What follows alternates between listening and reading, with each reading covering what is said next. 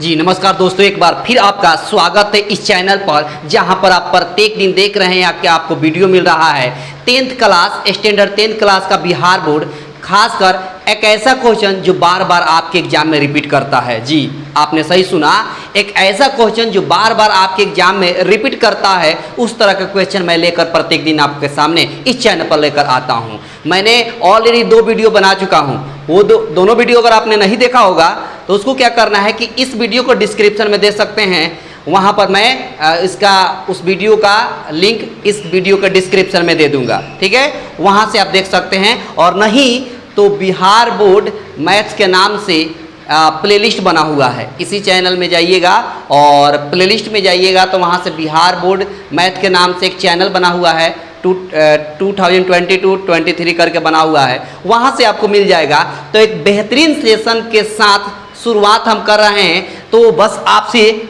छोटी सी गुजारिश है कि अगर चैनल पर नए होंगे तो सब्सक्राइब कर लीजिए, और पहले से जुड़े हैं तो शेयर कर दें और लाइक कर दें, ठीक ना।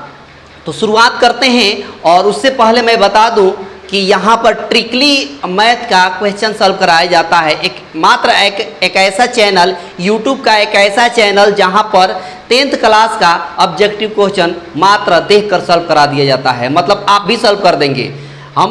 मेरा अप्रोच देखिए और तरीका देखिए, है ना, मेरा अप्रोच देखिए और तरीका देखिए, उसके बाद पेन और पेपर लेकर बैठिए, पेन और पेपर लेकर बैठिए, उसके बाद से देखिए आप कैसे सॉल्व कर पाते हैं और मैं आपको कैसे सिखाता हूँ, है ना। एक नए अंदाज में और एक नए एनर्जी के साथ आपको इस चैनल में फिर से स्वागत मैं करता हूँ। और देखिए यहाँ पर कि किस तरह का क्वेश्चन आपको स्क्रीन पर दिखेगा और वहाँ से सॉल्व आप करेंगे, है ना। और फिर से मेरा अप्रोच देखिएगा, ठीक है।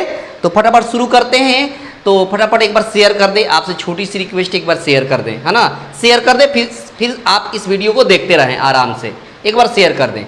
देखिए क्वेश्चन है ना, इसमें का ये पार्ट 3 है ना, ये पार्ट 3 है। पार्ट 1 पार्ट 2 मैंने ऑलरेडी और परिमेय संख्या का मैंने बना दिया है। ये परिमेय संख्या ही आप देखेंगे चैप्टर, है ना, उसमें का ऑब्जेक्टिव क्वेश्चन जो आपके बोर्ड के एग्जाम में 10वीं क्लास का पूछता है, उस तरह क्वेश्चन मैं लेकर आया हूँ। देखिए सवाल में बोला है कि 2 संख्याओं का a और 18 का लॉसा दे दिया है। देखिए एक संख्या है और एक दे दिया है 18, क्या दे दिया है 18, ठीक है। दोनों गुणा करेंगे तभी तो एलसीएम निकलेगा, सीधी सी बात है। 2 संख्या है, उसको अगर एलसीएम निकालना है तो दोनों क्या कर देते हैं, मल्टीप्लाई कर देते हैं। अच्छा, तथा मौसा दे दिया है 2, तो एक काम करिए, आपको पता है कि ये पहली संख्या है, दूसरी संख्या है, तो पहली संख्या इंटू दूसरी संख्या बराबर एलसीएम गुणे एचसीएफ, ये मैंने बताया था, आपको, ठीक है। तो देखो a का सामने a लिख दिए इंटू 18 के सामने 18, और एलसीएम कितना दिया सवाल में, तो कहिएगा 36 दिया है, और एचसीएफ सवाल में कितना दिया है, तो कहिएगा 2 दिया हुआ है। ये 18 दूना 36 कैंसिल हो गया, तो a का वैल्यू हो गया 2 दूना कितना 4 हो गया आपका सवाल का आंसर। आप देख सकते हैं ऑप्शन आपका सी हो गया। देखिए कितना जल्दी एक झटके में हो गया। सवाल आप देखिए और कंसेप्ट को सीखिए। सवाल में बोला था कि 2 संख्या, एक 18 और एक a, ठीक है, और दोनों का गुणनफल नहीं दिया है, बल्कि कह दिया कि एलसीएम 36 और एचसीएफ 2।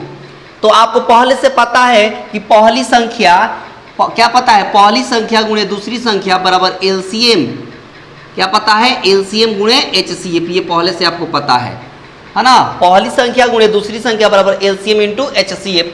तो पहली संख्या a दिया है, दूसरी संख्या 18, बराबर के सामने बराबर एलसीएम दिया है, तो एलसीएम का वैल्यू 36 से एचसीएफ 2 दिया है। 18 से 18 दूना 36 कैंसिल हुआ, और 2 दूना 4 आपका सवाल का आंसर रहा। आप देख सकते हैं ऑप्शन सी एक झटके में कैसे हो गया, है ना।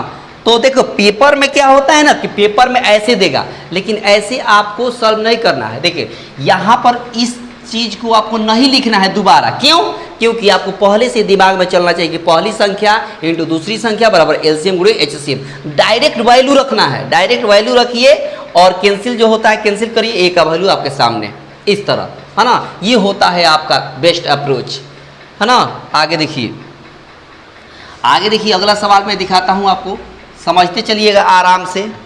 सवाल में बोला है कि एक आदमी 24 मीटर पश्चिम जाता है और पुनः 10 मीटर उत्तर जाता है। ठीक है, तो अपने प्रारंभिक बिंदु से कितनी दूर है? तो देखिए एक व्यक्ति जो है पश्चिम जाता है कितना, तो कहिएगा 24 मीटर। ठीक है, पश्चिम चला गया 24 मीटर।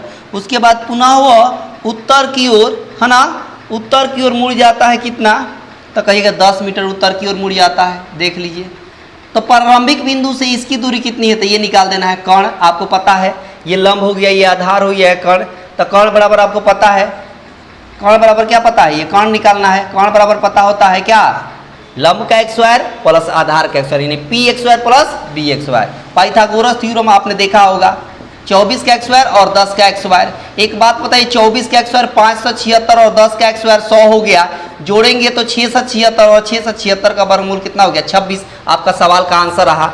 ऑप्शन देख सकते हैं, ऑप्शन आपके पास दिया होगा, ऑप्शन आपको दिख रहा होगा, इसमें नहीं है मेरे पास ऑप्शन, मतलब आंसर आपका 26 रहा, है ना। आंसर कितना रहा, 26 रहा। आगे देखिए, अगला सवाल देखिए, बस देखते रहिए और आपको सेशन पसंद आ रहा हो तो आप शेयर कर दें, बस छोटी सी आपसे रिक्वेस्ट है। आगे देखिए, सवाल में बोला है कि 3.27 पे रेकरिंग दे दिया है और कह दिया है कि है एक पूर्णांक, एक परिमेय संख्या, एक प्राकृतिक संख्या, एक अपरिमेय संख्या। तो देखिए रेकरिंग है ना, रेकरिंग, तो इसको परिमेय संख्या के रूप में इसको लिख सकते हैं। किस रूप में लिख सकते हैं, परिमेय संख्या के रूप में लिख सकते हैं। तो जिसको हम परिमेय संख्या के रूप में लिखते हैं उसको हम परिमेय संख्या कहते हैं। क्या कहेंगे, परिमेय संख्या कहेंगे। देखिए जब भी किसी संख्या पर रेकरिंग हो, मैंने कल इस तरह का सवाल एक बताया था, रेकरिंग है 3 पर, तो कल मैंने बताया था कि 3/9 इसको लिख सकते हैं, कटेगा 3 एकम 3, 3 त्रिका 9, 1/3। तो देखिए ना p/q के रूप में है, p/q के रूप में है, तो वैसी संख्या जो p/q के रूप में रहे वो परिमेय संख्या। तो देखिए ना, इसको भी तो इस तरह लिख सकते हैं ना, रेकरिंग हटाकर। तो इसीलिए ये रेकरिंग पर है, रेकरिंग है जिस संख्या पर, वो सब के सब क्या हो जाता है, परिमेय संख्या। आगे देखिए सवाल देखिए, अगला सवाल बोला है कि 6/15 का दशमलव प्रसार कैसा होगा। 6/15 का दशमलव प्रसार बताना है। ये कटेगा 2, 3 से 3 दूना 6, 3 × 5 = 15, 2/5।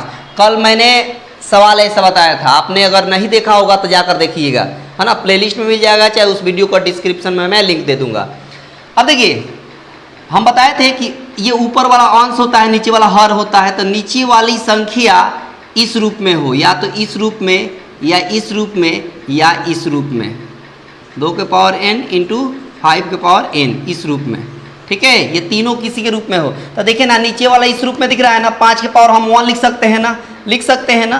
तो इसको कहेंगे क्या, शांत। इसको क्या कहेंगे, शांत कहेंगे। क्या कहेंगे, शांत। ठीक है, तो जिसका हर इसके जैसा हो जाए, यानी 5 के पावर m, या 2 के पावर n, या 2 के पावर m × 5 के पावर n, मतलब ये दिख जाए, या ये दिख जाए, या ये दोनों दिख जाए नीचे हर में, तो वो हम शांत कहेंगे। उसको क्या कहेंगे, शांत कहेंगे। नहीं तो अगर इस रूप में नहीं आता है, जैसे मान लीजिए नीचे इस रूप में आ गया, इस रूप में आ गया, तो देखिए ना यहाँ दिख रहा है 5 और 2 के रूप में है नीचे बेस, उसका बेस ना तो 2 है और ना ही 5 है, नहीं ना है, 3 है, तो ये हो जाएगा अशांत। क्या हो जाएगा, अशांत।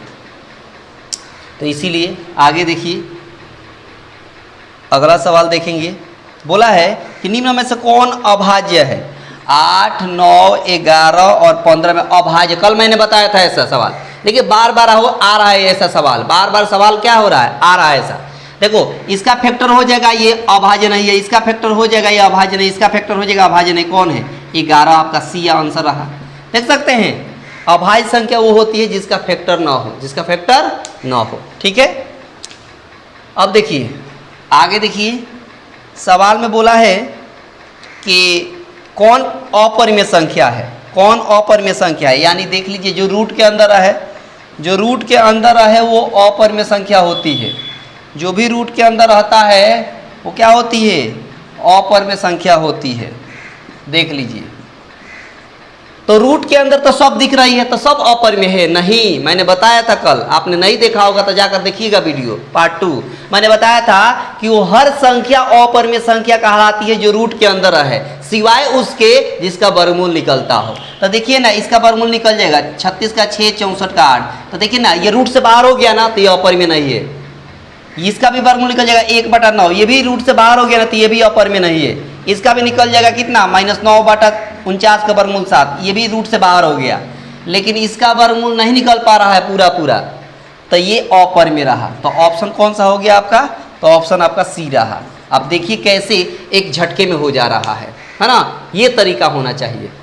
आगे देखिए, इस तरह के सवाल को तो समझिए पेन भी नहीं छूना है, बस देख लेना है कि अपर में कहाँ है, तो रूट के अंदर है, और किसका वर्गमूल पूरा पूरा नहीं निकल पा रहा है, तो रूट के अंदर है, तो अपर में, सीधा हिसाब।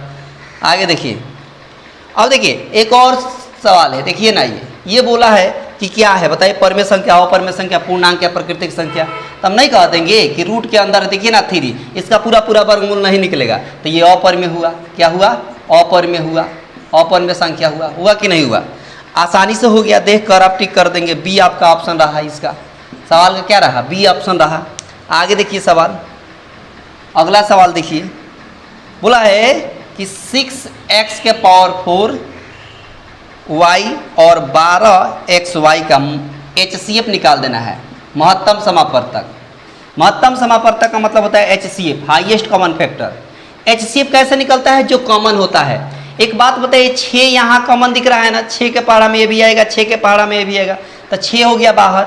यहाँ 1 से, यहाँ भी x के पावर 4 दिख रहा है, तो यहाँ 1 से, यानी इसमें भी x दिखाई दे रहा है 1, और इसमें x के पावर 4, यानी x यहाँ 4 दिखाई दे रहा है, यहाँ x एक ही बार दिखाई दे रहा है, मतलब x दोनों में क्या है? कॉमन है, तो x बाहर। यहाँ भी y है, यहाँ भी y है, दोनों में कॉमन है ना, तो y बाहर, यानी HCF क्या आ गया? 6xy। ऑप्शन आपका हो गया कौन सा? तो कहिएगा डी आपका ऑप्शन रहा। देखिए कितना जल्दी हो गया। अब देखिए अगला सवाल, अगला सवाल समझिए, बस समझते चलिए। 64 के वर्गमूल को 64 के घनमूल से भाग देना है। देखिए 64 के वर्गमूल को 64 के घनमूल से भाग देना है, कितना आसान है। 64 का वर्गमूल 8 और 64 का घनमूल 4 होता है, भाग देंगे तो 2 आपका आंसर है। देखिए कितना जल्दी एक झटके में, तो देखिए कितना हो गया आपका? 2 आंसर हो गया, यानी बी आपका ऑप्शन हो गया। देखिए कितना जल्दी हो गया, बी आपका ऑप्शन रहा। देख रहे हैं कितना जल्दी हो जा रहा है, बहुत ही शानदार ट्रिक है। आगे देखिए,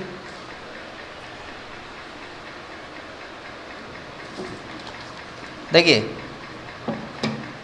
सवाल है कि रूट अंडर 10 और रूट अंडर 15 बराबर है, किसके बराबर है? तो देखिए इस 10 को हम लिख सकते हैं 5 गुणे 2, और इस 15 को लिख सकते हैं 5 गुणे 3। इन दोनों का पेयर है तो ये बाहर हो गया, और इन दोनों का पेयर नहीं है तो अंदर ही रहेगा। 3 दूना 6, ठीक है, तो 5 रूट 6 आपका आंसर रहा। कौन सा ऑप्शन है?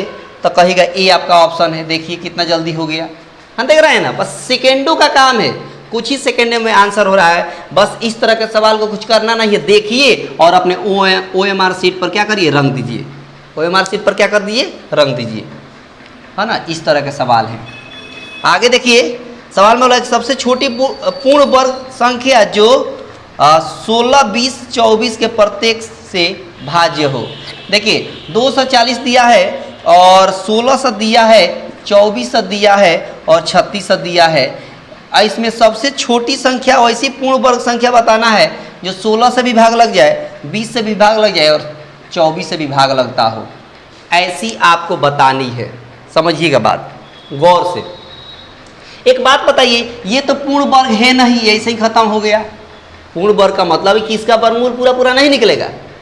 ये ऐसी संख्या नहीं है कि किसी का एक्सवायर करने पर ये आ जाता हो, ये नहीं आएगा। ये तीनों आ जाएगा। ये 1640 का एक्सवायर है, 2400 नहीं है, 2400 किसी का क्या है? पूर्ण वर्ग नहीं है, तो ये भी नहीं होगा, है ना। किसी का एक्सवायर करिएगा तो 2400 नहीं आएगा, यानी इसका पूरा पूरा वर्गमूल नहीं निकलेगा, तो ये भी नहीं है। अब रही बात 16 और 36 में देखना है कि ये पूर्ण वर्ग तो है, लेकिन अब देखना है कि पहले छोटी देखना है, ये बड़ी है ये छोटी है, तो कहा है कि छोटी पूर्ण वर्ग बताइए।